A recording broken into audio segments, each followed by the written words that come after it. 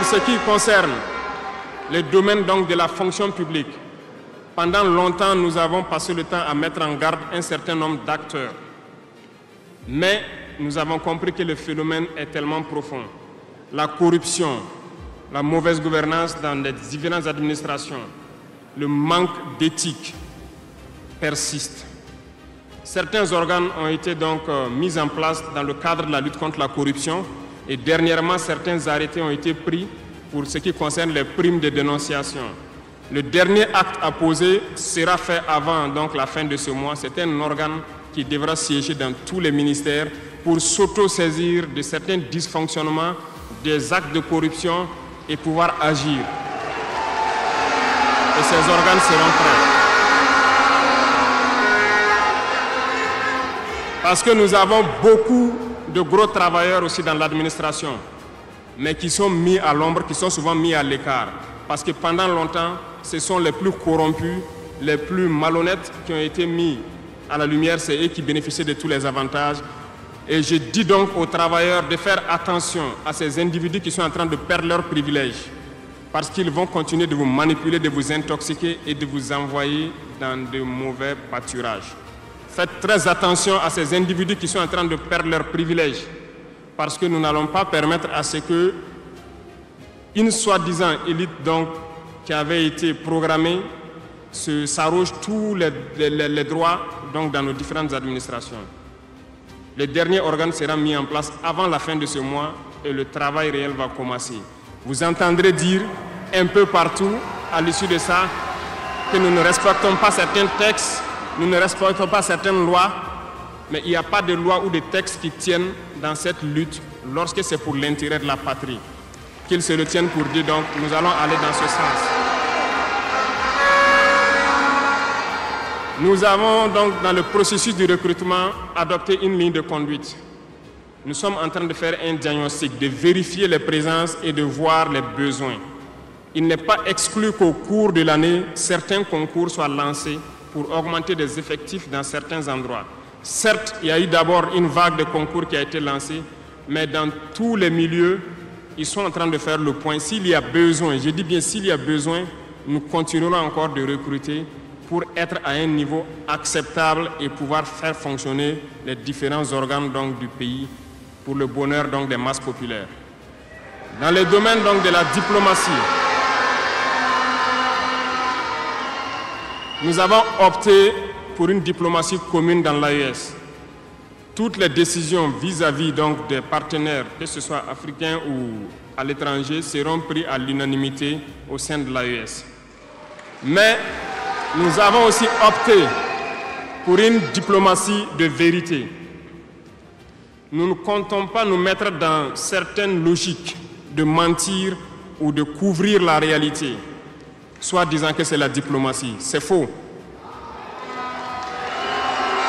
Ce n'est pas là la diplomatie. J'ai pu vous dire que ce que vous voyez en superstructure, lorsque les gens viennent en audience et sortent pour parler au micro, ce n'est qu'une partie visible de l'iceberg. Ce qui s'est passé à l'intérieur dans les huis clos, ça n'a rien à voir avec la diplomatie. Et nous sommes donc inscrits dans cette logique de dire clairement les choses au peuple. Certains vont nous critiquer, d'autres même iront à dire que non, un chef d'État ne doit pas parler comme ça, un chef d'État ne doit pas faire ça. Mais nous leur disons que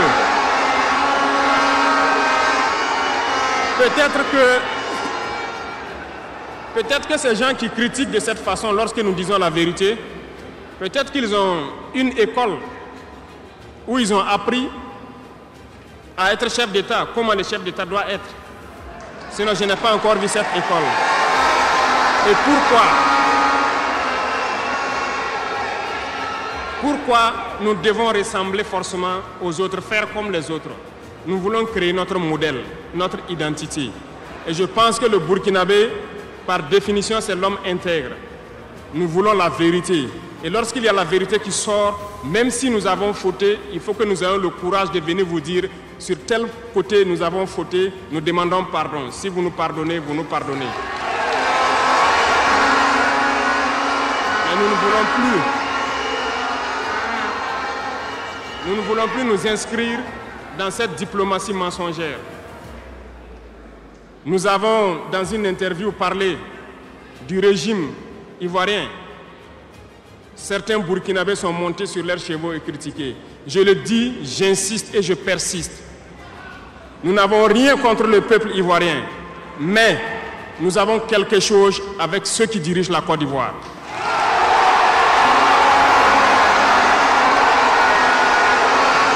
Nous le disons et nous le répétons encore.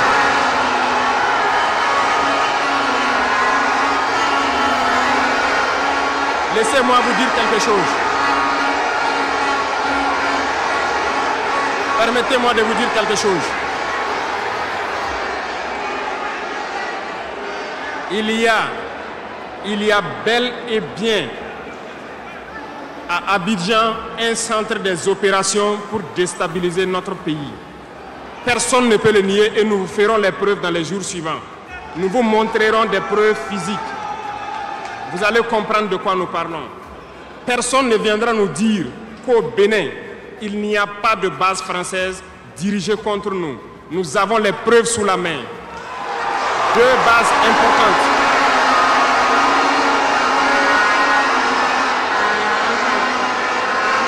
Nul ne peut le contester. Et je les mets au défi. Et nous n'avons rien contre le peuple béninois. Là, nous avons un problème avec la politique des dirigeants béninois. Et nous le disons haut et fort encore. Dans cette diplomatie, nous avons décidé de dire la vérité. Il y a bel et bien 2 bases. Une vers Kandi et l'autre en allant vers Porga ou je ne sais pas quelle localité. Des pistes ont été réaménagées à plus de 3000 mètres de long. Des avions atterrissent. Les gens équipent et forment les terroristes là-bas. Nous avons des enregistrements audio d'agents français au Bénin là-bas qui se jouent les centres des opérations des terroristes. Ils montent les opérations avec eux. Ils les aident à se soigner. Ils font tout ce qu'il y a là-bas. Nous avons tous les détails sur eux. Et vous ne voulez pas qu'on le dise à notre peuple? On va le dire. Si vous ne le voulez pas, s'ils ne le veulent pas, qu'ils arrêtent de se comporter ainsi. C'est simple. Nous n'avons forcé personne à prendre son indépendance. Si vous décidez de rester dans votre situation, mais ne prenez pas vos pays pour en faire des bases arrêts parce que ce sont vos populations qui vont en souffrir après. Et ce n'est pas une bonne politique. Nous le disons par expérience, et je le répète toujours, le Burkina a été une base arrière pour déstabiliser certains pays. Et ce n'est pas bien. Le Burkina a été une base arrière à un moment donné pour les terroristes ici. Voilà le prix que nous payons. Donc, pour prévenir les peuples de ces pays dont je parle, doivent parler à leurs dirigeants et qu'ils arrêtent cette politique parce que ça ne les arrange pas du tout.